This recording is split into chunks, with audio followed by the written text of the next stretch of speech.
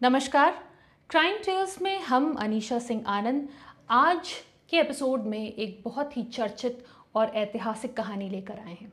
भारत के fourth president वीवी गिरी के personal doctor doctor Narendra Singh Jain इस कहानी के केंद्र हैं।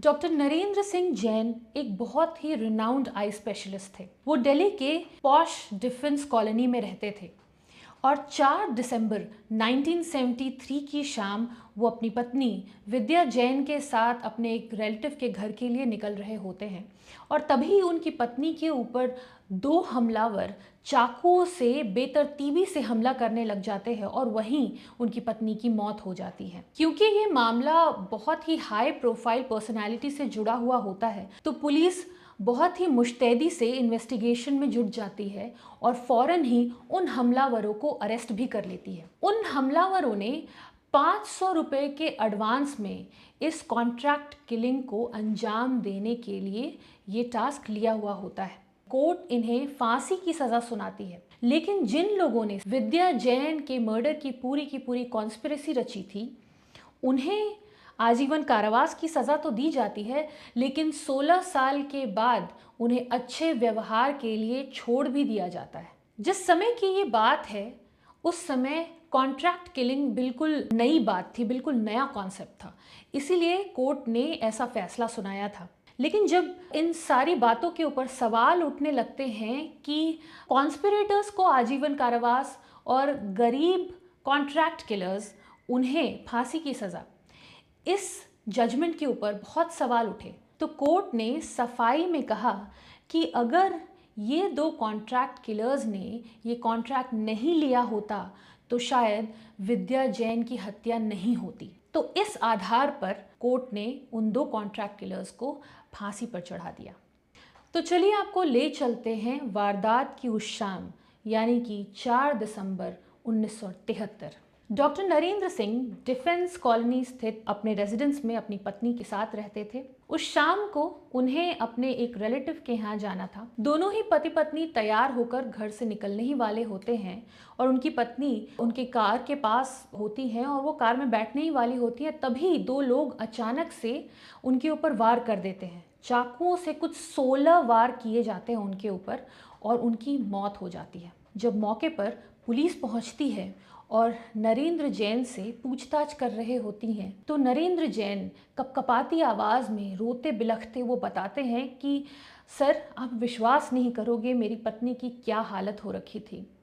ऐसा लग रहा था किसी ने उसके शरीर के चिथड़े कर दिए हैं, किसी जानवर ने नोच डाला है। उसके कपड़ों के ऊपर, उसके जिस्म के ऊपर नाखूनों जैसे निशान थे और वो नाली में पड़ी हुई थी। और जब मैंने उसे यूं लहूलुहान देखा तो मेरे होश उड़ गए थे।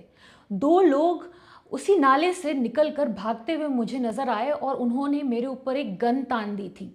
मैं वहीं पर फ्रीज हो गया और मैंने चिल्लाया और अंदर से मेरे नौकर भागते हुए आए। वो बताते हैं कि उनके मैनेजर सुखलाल विद्या को एग्जामिन करते हैं और वो उनको बोलते हैं कि सर, मैडम की सांसें अभी चल रही हैं। तो यहाँ पे जो सामने उनके सामने अधिकारी बैठे थे, फ़कीर चंद, वो पूछते हैं कि उन्होंने क्यों, आपके मैनेजर ने क्यों बताया।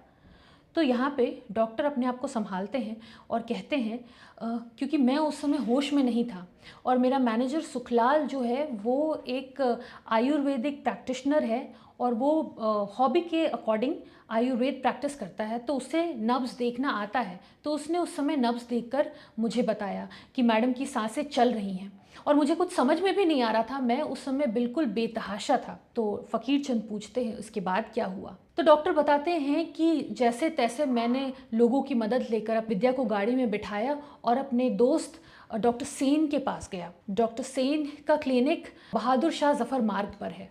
पुलिस के पास 2 लाइन ऑफ इन्वेस्टिगेशन दिख रहे थे। उन्हें लग रहा था कि ये पूरा का पूरा मसला शायद 2 कारणों से हुआ हो, या तो लूटपाट या तो फिर रिवेंज।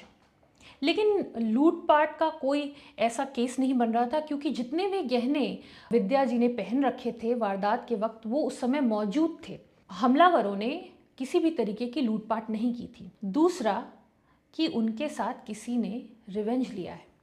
जिस तरीके से अटैक हुआ था, चाकुओं से 16 वार और वो भी जिस निर्ममता से की गई थी, रिवेंज तो लग रहा था ये। लेकिन कई सारे सवाल थे कि अटैकर्स ने सिर्फ विद्या के ही ऊपर हमला क्यों किया। डॉक्टर जैन खुद मौजूद थे वहाँ पे, उनको एक खरोच भी नहीं आई। और एक हाउसवाइफ का आखिर ऐसा कौन दुश्मन हो सकता है जो उसकी ऐसी बर्बरता से हत्या करवा दे। इन सारे सवालों के साथ पुलिस जो दूसरे पर्सन से पूछताछ करती है वो होते हैं डॉक्टर सेन, जिनके क्लिनिक में डॉक्टर जैन अपनी पत्नी को लेकर जाते हैं।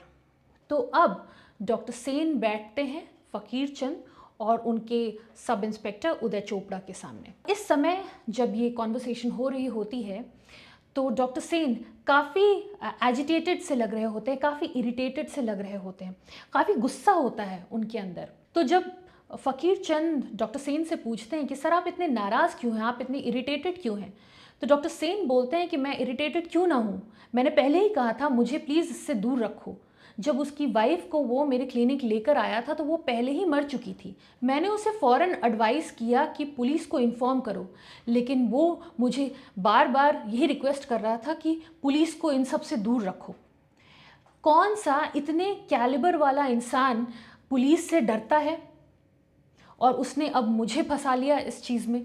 तो यहाँ पे फ़कीर चंद और उदय चोपड़ा के दिमाग में कुछ तो घंटी बजती है और वो पूछते हैं कि सर आपको डॉक्टर जैन ने क्या बताया, कैसे कैसे ये पूरा इंसिडेंट हुआ। तो डॉक्टर सेन अपनी ज़बान में बताते हैं कि डॉक्टर जैन अपने दिन भर का काम ख़त्म करके अपने घर वापस आते हैं और अपनी पत्नी को कहते हैं कि उन्हें अपने एक रिलेटिव के यहाँ जाना है और वो अपनी पत्नी को कहते हैं कि तुम जल्दी से तैयार हो जाओ, तब तक मुझे एक इम्पॉर्टेंट लेटर लिखना है।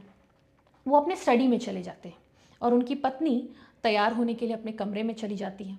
जब वो लेटर लिख रहे होते हैं तो उनकी पत्नी तैयार होकर उनके सामने आती हैं और डॉक्टर जैन उनको कहते हैं कि तुम गाड़ी की तरफ बढ़ो, मैं आता हूँ।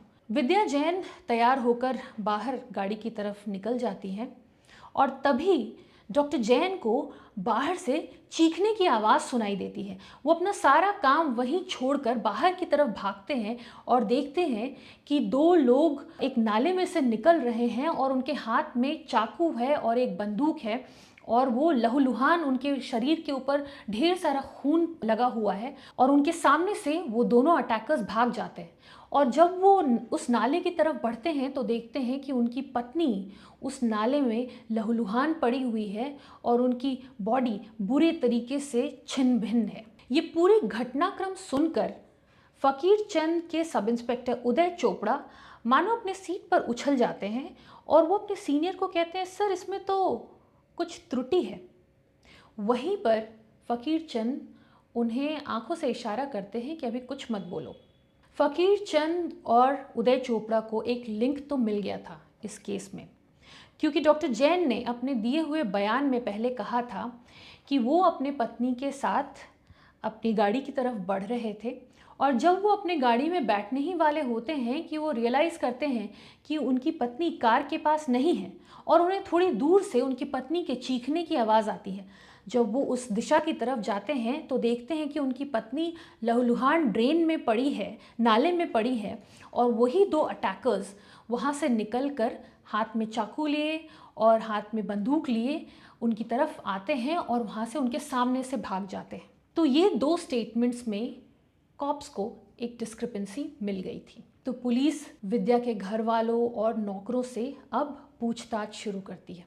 पूछताछ में पुलिस को पता चलता है कि अगर विद्या जैन की किसी से दुश्मनी हो सकती है तो वो है डॉक्टर जैन की एक महिला सेक्रेटरी चंद्रेश शर्मा, जिन्हें विद्या जैन ने नौकरी से कुछ ही समय पहले निकलवा दिया था।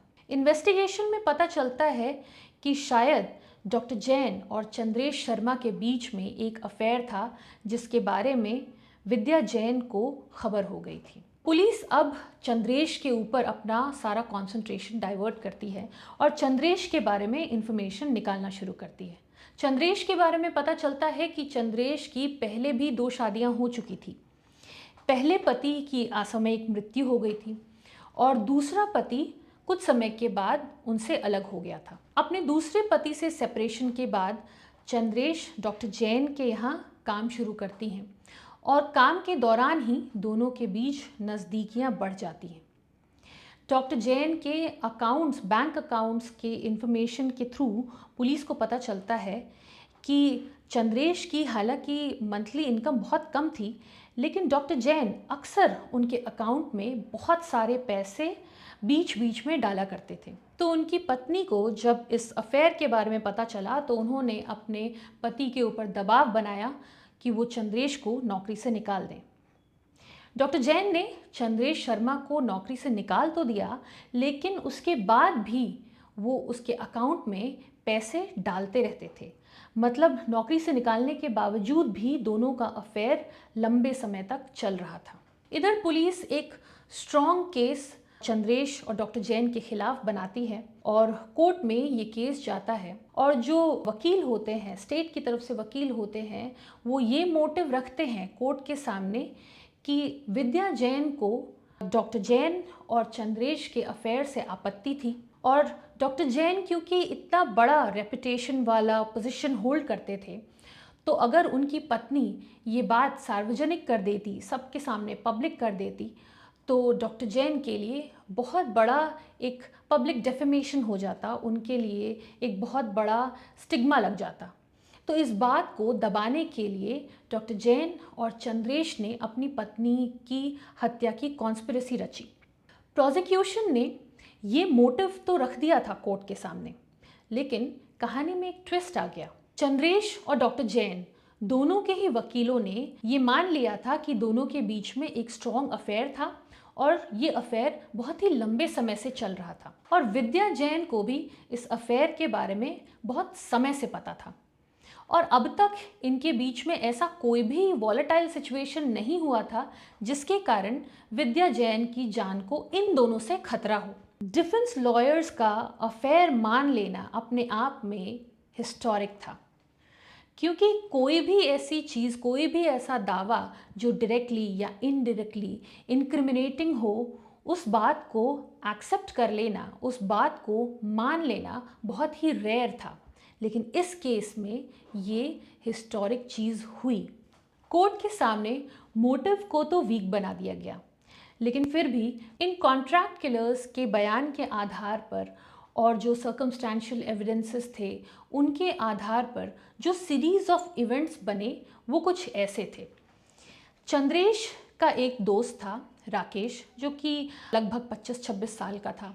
चंद्रेश ने राकेश को अप्रोच किया और कहा कि विद्या जैन को अब एलिमिनेट करना ज़रूरी है।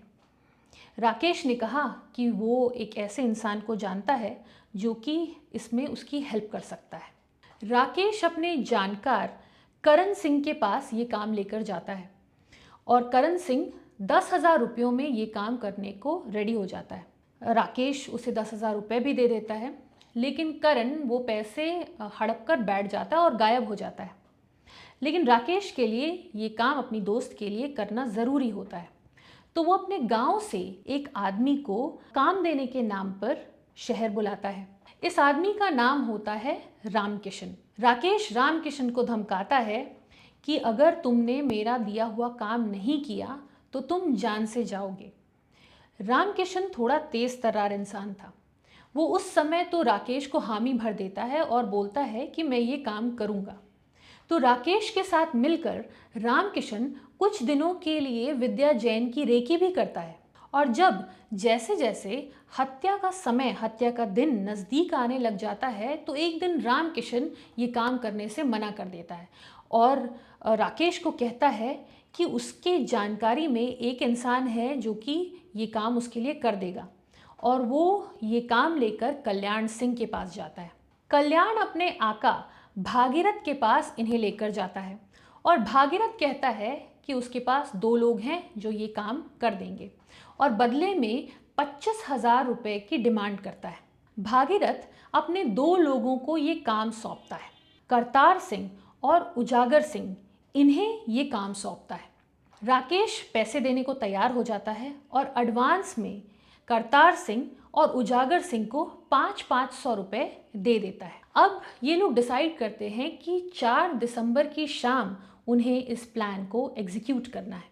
4 दिसंबर के दिन चांदनी चौक स्थित एक रेस्टोरेंट में एक मीटिंग होती है, जहाँ पे ये सारे कॉन्स्पिरेटर्स और कॉन्ट्रैक्ट किलर्स एक साथ इकट्ठा होते हैं और डिसाइड करते हैं कि कैसे कैसे इस पूरे प्लान को अंजाम देना है। डॉक्टर जैन भी उस मीटिंग में प्रेजेंट होते हैं। डॉक्टर जैन उन सबको हिदायत देते हैं कि काम आज ही होना चाहिए और सही तरीके से हो जाना चाहिए, और केस में तुम लोगों का नाम नहीं आएगा, इस बात की गारंटी मेरी।